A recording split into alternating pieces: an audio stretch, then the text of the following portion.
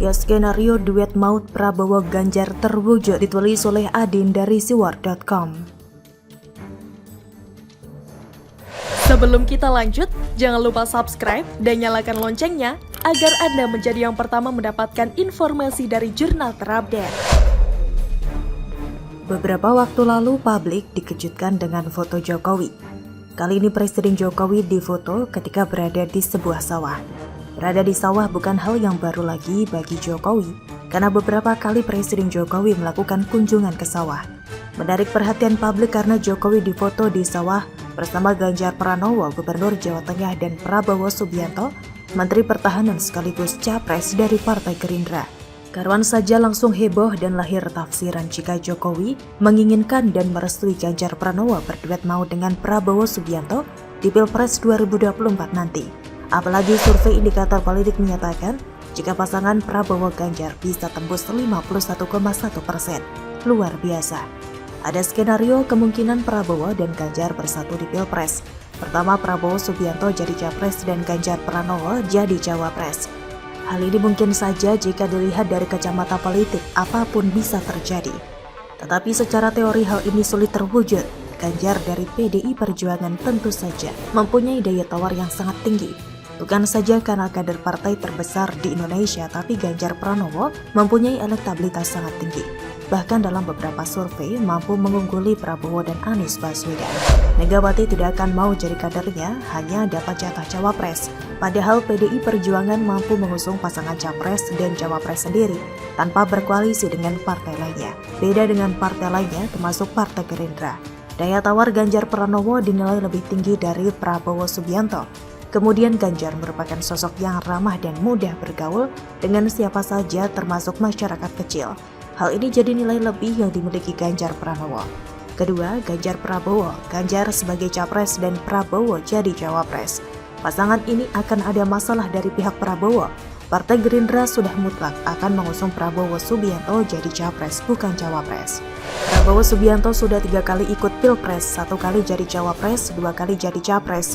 Dengan pengalaman ini sangat sulit jika Prabowo mau menerima di Pilpres 2024 hanya sebagai Cawapres. Ketiga, Prabowo Ganjar. Bisa saja Ganjar maju Pilpres 2024 menerima jadi Cawapres. Hanya saja syaratnya sangat berat. Ganjar bisa saja jadi Cawapres Prabowo jika Ganjar keluar dari PDI Perjuangan. Selama ini Ganjar seolah tersisihkan di PDI Perjuangan, padahal mempunyai potensi dan elektabilitas sangat tinggi. Ganjar cenderung kalah oleh pamor dari Puan Maharani secara internal. Jadi, jika saja Megawati mengeluarkan keputusan nekat dengan menjadikan Puan jadi Cawapres dari PDI Perjuangan, maka Ganjar nganggur. Bisa saja Ganjar nekat keluar dari PDI Perjuangan dan bersolo karir. Tapi hal ini hampir mustahil. Megawati merupakan ketum berpengalaman, tahu mana sosok yang akan jadi pemenang. Ketum PDI Perjuangan ini tentu saja paham mana yang paling potensial antara Puan dan Ganjar menuju kemenangan di Pilpres. Kemudian Ganjar sendiri merupakan sosok yang loyal terhadap PDI Perjuangan. Bagaimana menurut Anda? Ayo bongkar transaksi gelap 300 triliun rupiah, ditulis oleh Daeng dari siwar.com. Sebelum kita lanjut, jangan lupa subscribe dan nyalakan loncengnya agar Anda menjadi yang pertama mendapatkan informasi dari jurnal terupdate. Transaksi gelap di Kementerian Keuangan senilai 300 triliun rupiah, wow, yang terjadi sejak tahun 2009. Ini masanya Pepo berkuasa tapi tidak digubris ya. Padahal kan dulu ada slogan dari Partai Demokrat waktu itu yang berbunyi katakan tidak pada hal korupsi. Jadinya lucu juga sih, slogan tidak akan korupsi tapi juga terjadi. Ya sama saja sih dengan si Wan Abbas yang berjanji dengan program rumah DP 0 rupiah ternyata tidak terwujud. Warga yang sudah memilih Wan Abbas berharap segera menempati rumah yang layak dengan harga murah, ternyata banyak warga yang kecewa berat. Rumah itu tidak pernah ada, bahkan sampai masa jabatan Wan Abbas kelar juga tidak ada, hanya janji, tinggal janji saja. Karena itulah sulit menemukan orang yang benar-benar bisa dipercaya, apalagi sudah terjun di dunia politik. Tapi semoga pembersihan di berbagai instansi pemerintah benar-benar terjadi. Bahkan tidak perlu menunggu viral dulu baru bergerak. Karena korupsi itu adalah penyakit yang paling berbahaya. Penyakit egois yang pada akhirnya hanya memunculkan mubazir. Misalnya ketika ada oknum pejabat tinggi di kementerian atau bea cukai yang membeli rumah super besar hasil dari uang gelap tersebut. Si pelaku ini awalnya berpikir bahwa dengan membeli rumah hasil dari uang gelap itu bisa membuatnya bahagia. Orang ini berpikir bahwa dirinya akan selalu hidup senang dan masa depannya akan aman baik-baik saja. Ia merasa sudah mendapatkan investasi harta sehingga seumur hidup tidak akan pernah melarat. Tapi ternyata hukum keadilan Tuhan pasti bekerja. Ada saja kerugian yang didapatkannya dan namanya yang dulu dinilai baik seketika berubah menjadi buruk setelah kasusnya mencuat. Siapa yang menyangka jika Rafael bakal dipanggil KPK? Selama ini dengan kekayaannya yang terdeteksi waktu itu 56,1 miliar, kini terus didalami dan akhirnya merembes kemana-mana. Padahal pemicunya adalah dari kelakuan si anak Rafael. Dan temuan demi temuan terkuak, ternyata masih ada garong uang rakyat di negeri ini. Mungkin Rafael mengira tidak akan terkena kasus ini karena membeli banyak mobil, ia begitu merasa senang. Mungkin saat itu sudah merasa bahwa hidup ini benar-benar nikmatnya luar biasa. Apa saja yang diinginkannya bisa dengan mudah dibelinya. Bukan cuma itu, anak-anak dan istrinya pun ikut mendapatkan kemanjaan. Mau buka usaha apa saja, bisa dengan mudah terwujud. Tidak perlu berjuang mulai dari awal atau kata slogan Pertamina, mulai dari nol ya. Enak, tenang jika semua keinginan terpenuhi. Tapi kenyataannya tidak semua keinginan orang-orang yang berharta melimpah bisa terpenuhi. Karena keinginan itu bisa dikatakan tidak terbatas. Berbeda dengan kebutuhan jika lapar lalu tersedia makanan yang cukup. Maka kebutuhan makan sudah terpenuhi dan seharusnya sudah bersyukur. Temuan transaksi gelap 300 triliun rupiah itu memang membagongkan, seperti tidak ada kapok-kapoknya. Apakah orang-orang yang sudah korupsi itu masih akan tetap hidup enak atau bahkan masih aman-aman saja?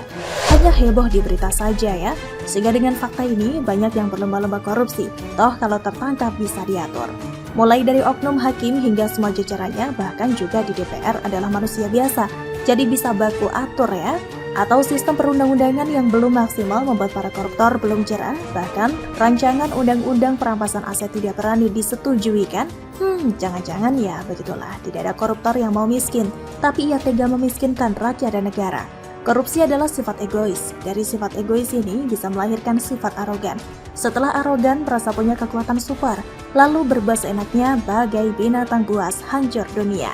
Temuan transaksi gelap di Kementerian Keuangan senilai 300 triliun rupiah itu mendapatkan apresiasi rasa hormat dari Menko Polhukam Profesor Mahfud MD. Ini berarti bakal terus dilanjutkan temuan-temuan itu. Seperti apa sih transaksi gelap-gelap itu? Transaksi yang mencurigakan ini kabarnya terdeteksi dilakukan 460 orang pegawai di Kemenkyu sejak 2009. Wow, ingat lagi, waktu itu yang berkuasa partai yang slogannya katakan tidak padahal korupsi.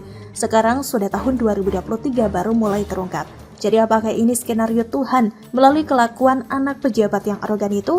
Anak dari Rafael Alun Trisambodo, tapi bagaimanapun kejahatan ini akan mencapai puncaknya dan lalu crash ke bawah. Uang sebanyak 300 triliun rupiah ini kalau dipakai buat membeli rumah bersubsidi pemerintah sudah mendapatkan sebanyak 1,5 juta unit rumah subsidi dengan asumsi satu rumah seharga 200 juta. Tapi ada juga rumah subsidi yang harganya di bawah 200 juta. Ini baru di Kementerian Keuangan dan mungkin ya belum semuanya terungkap ya. Bagaimana kalau semua instansi benar-benar dibersihkan? Saya kira bisa mengurangi warga miskin di negeri ini, kecuali kalau warganya sudah bermental miskin, maka korupsi bisa makin subur. Sungguh mengkhawatirkan jika negeri ini dipenuhi oleh beberapa jenis makhluk ini. Yang pertama koruptor, yang kedua adalah penipu investasi bodong, kayak robot trading dan semacamnya. Dan ketiga adalah orang yang menggunakan agama sebagai alat politik atau politisasi agama. Misalnya waktu Pilkada DKI 2017, harus waspada memang. Bagaimana menurut Anda?